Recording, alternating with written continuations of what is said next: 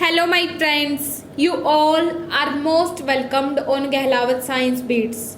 Please like, subscribe and share more and more our channel. Today we are going to start second chapter of class 10, that is acids, bases and salts. This is first part of this chapter.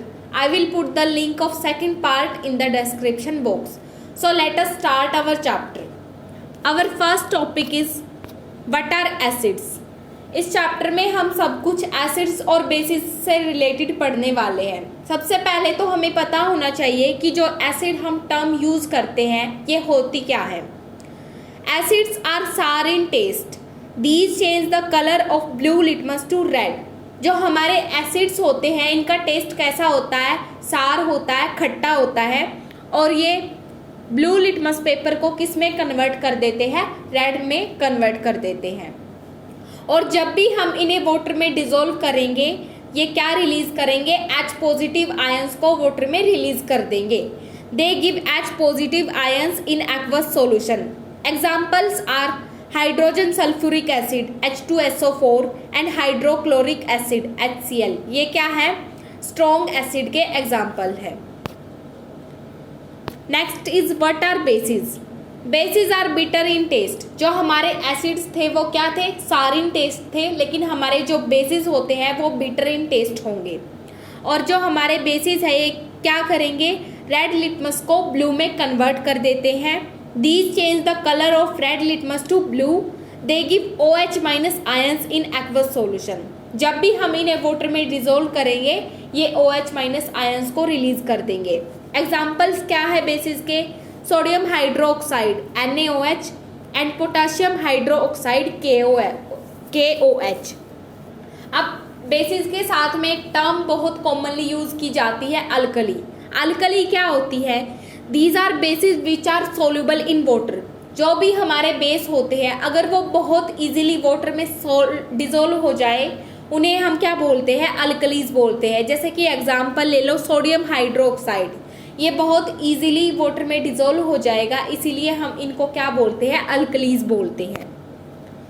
Our next topic is indicators. Indicators क्या होते हैं, those substance which change their colour in acid and bases and by which we can check whether any solution is acid और bases. Indicators ऐसे substance होते हैं जिनको अगर हम एसिड या फिर बेसिस में डिसॉल्व करें तो वो अपने कलर को चेंज कर लेते हैं, या फिर अदर वर्ड्स में हम बोले तो उनकी प्रॉपर्टीज़ में हमें कुछ चेंज देखने को मिले, और उनसे हम ये भी पता लगा सकते हैं कि जो हमारा सब्सटेंस है वो एसिड है या फिर बेसिक है। अब जो हमारे इंडिकेटर्स होते हैं वो 3 टाइप्स के होते हैं। There are 3 types of indicators. First one is natural indicators, second one is synthetic indicators and third one is olfactory indicators. We are going to discuss one by one all of these. So our first indicator is natural indicators. Natural का मतलब क्या होता है, जो हमारी प्रकृति हमें देती है, जैसे कि प्लांट से कुछ चीज़ें मिले या फिर हमारी एनवायरनमेंट हमें कुछ देता है तो उन्हें हम क्या बोलते हैं, नेचुरली गॉड गिफ्टेड होते हैं। जैसे कि टर्मरिक हो गया और लिटमस हो गया। लिटमस क्या होता है, ये इसको लाइकन का जो हमारा ट्री होता है उससे एक्सट्रैक्ट किया जाता है, और टर्मरिक हम बहुत कॉमनली यूज़ करते हैं अपने घरों में, हल्दी। ये नेचुरल इंडिकेटर्स का रोल प्ले करते हैं। Those indicators which are found in nature in plants are called natural indicators. Example litmus and turmeric. Next is synthetic indicators. Synthetic क्या होते हैं, जिनको हम आर्टिफिशियली लेबोरेटरीज में प्रिपेयर करते हैं उन्हें हम क्या बोलेंगे, synthetic indicators. Those indicators which are prepared in lab from chemicals. Chemicals की हेल्प से हम इन्हें प्रिपेयर करेंगे, जैसे कि एग्जांपल ले लो, फेनोल्फेथलीन और मिथाइल ऑरेंज, ये क्या है, सिंथेटिक इंडिकेटर्स है। Next is olfactory indicators. Olfactory का मतलब क्या होता है, स्मेल से रिलेटेड। स्मेल से रिलेटेड अगर कोई चीज़ होगी तो उसके लिए हम क्या टर्म यूज़ करते हैं, ऑल्फैक्टरी का यूज़ करते हैं। Those substance which their smell और ऑडर इन एसिडिक और बेसिक मीडियम। ऐसे सब्सटेंस जो एसिडिक या फिर बेसिक मीडियम में अपनी स्मेल को चेंज कर लेते हैं उन्हें हम क्या बोलेंगे, olfactory indicators.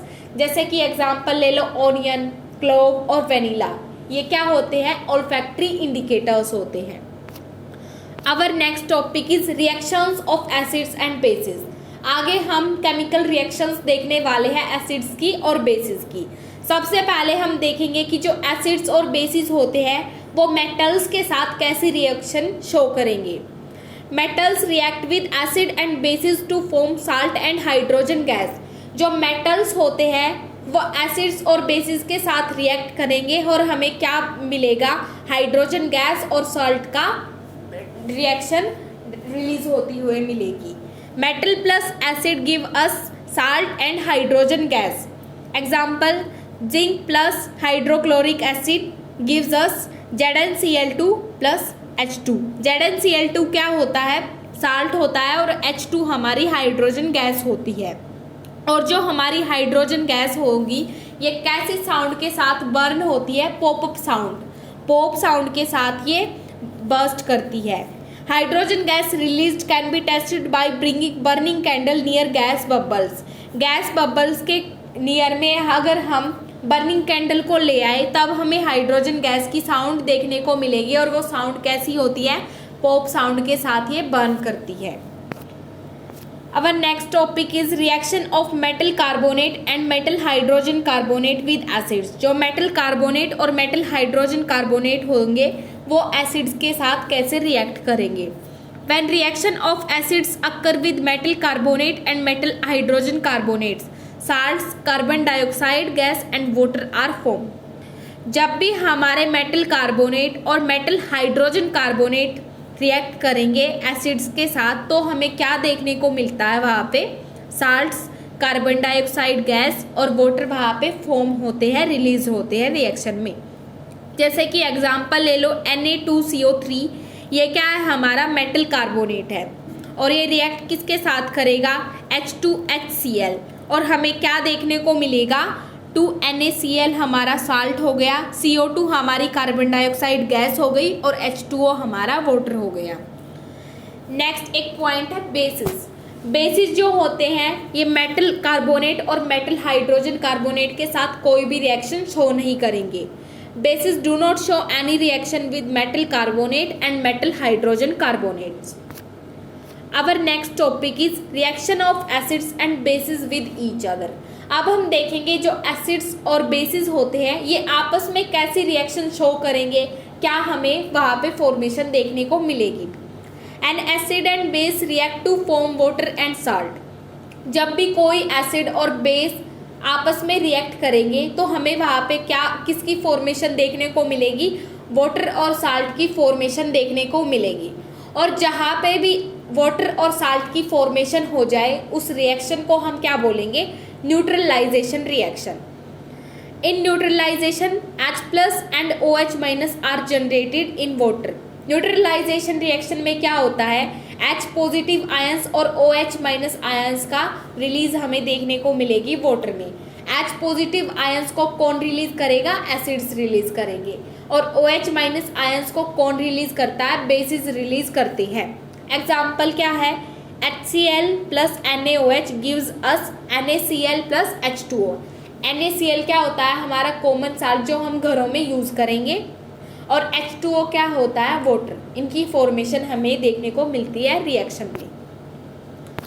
Our next topic is reaction of metallic oxide with acids. जो मेटालिक ऑक्साइड्स होंगे वो एसिड्स के साथ कैसी रिएक्शन शो करेंगे।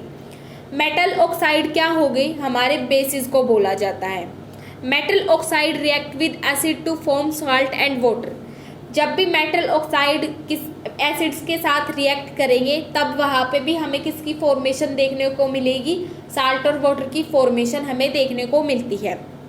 एग्जाम्पल ले लो CuSO plus H2SO4 gives us CuSO4 plus H2O। Our next topic is reaction of non metallic oxide. अब जो है नॉन मेटालिक ऑक्साइड हम किसे बोलेंगे? एसिड्स को बोलेंगे। ये बेसिस के साथ कैसी रिएक्शन शो करेंगे?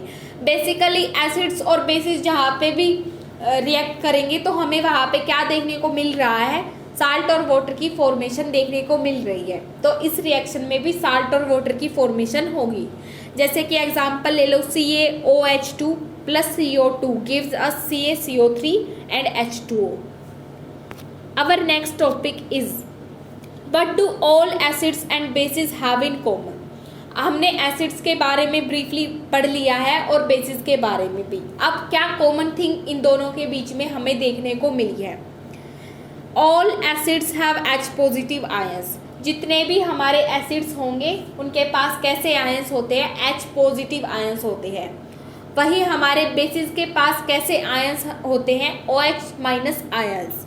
All basis have OH minus ions. In acids these H positive ions are responsible for their acidic properties. Acidic properties के लिए कौन रिस्पॉन्सिबल होता है? H पॉजिटिव आयंस रिस्पॉन्सिबल होते हैं। वहीं पे बेसिक प्रॉपर्टीज के लिए कौन रिस्पॉन्सिबल होगा? OH माइनस आयंस रिस्पॉन्सिबल होते हैं बेसिक प्रॉपर्टीज के लिए। Our next topic is acids and bases in water solutions. जो हमारे एसिड्स और बेसिस होंगे, अब हम इनको वाटर सॉल्यूशंस में देखेंगे कि ये क्या रिलीज करेंगे। सबसे पहले हम देखेंगे एसिड्स।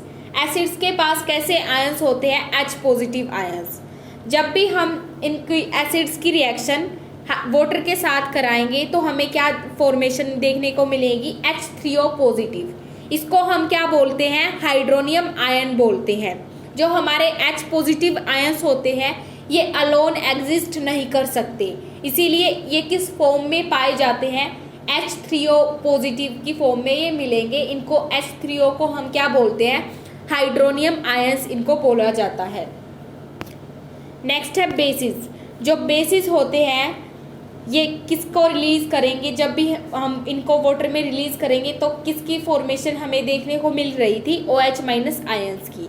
जो हमारे OH माइनस होंगे ये अलोन एग्जिस्ट कर सकते हैं।